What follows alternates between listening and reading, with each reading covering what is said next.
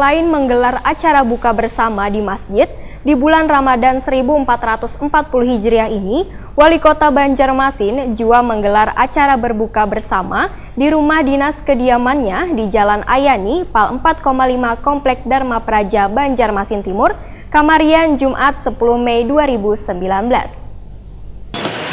Yang hormati Ustaz Hasanuddin. Selain menggelar acara buka puasa bersama di masjid di bulan Ramadan 1440 Hijriah ini, Wali Kota Banjarmasin Ibnu Sina juga menggelar acara buka puasa bersama di rumah dinas kediamannya di Jalan Ahmad Yani, Pal 4,5 Komplek Dharma Praja, Banjarmasin Timur, Kamarian, Jumat 10 Mei 2019. Ratusan kekanakan dari berbagai panti asuhan di Banjarmasin terlihat memenuhi undangan berbuka puasa bersama tersebut. Wan langsung disambut Ibnu Sina, Wan Ketua TPPKK Banjarmasin, Siti Wasilah. Undangan yang memenuhi mulai dari dalam rumah hingga halaman belakang ini dilantunkan ayat suci Al-Quran sebagai pembuka acara silaturahim Wan berbuka bersama ini.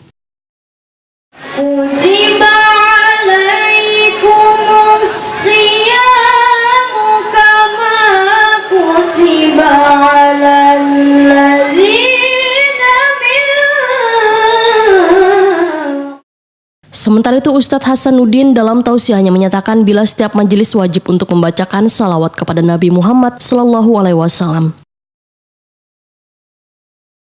Setiap majelis yang tidak dibacakan salawat kepada Nabi, maka majelis itu kata Nabi anta nazifah, majelis bangkai, majelis busuk, berbau, yang tadinya tempatnya suci, badannya bersih, pakaiannya bersih, sudah mandi, tempatnya suci, tapi kalau tidak ada salawat yang dibaca, maka berubah majelis itu menjadi majelis bangkai.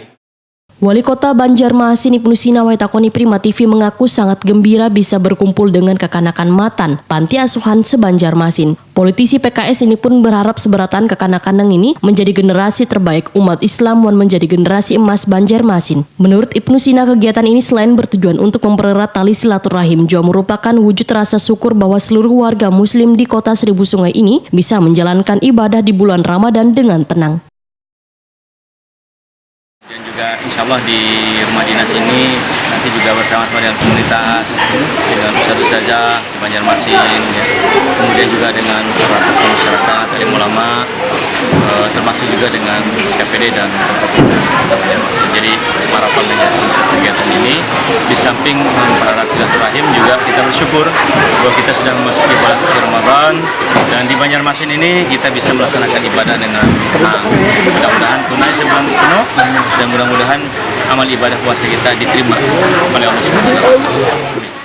Kegiatan silaturahim Wan berbuka bersama ini juga dihadiri tokoh agama, alim ulama Wan SKPD. Dalam kesempatan ini Ibnu Sina juga memberikan bantuan kepada kekanakan panti asuhan tersebut.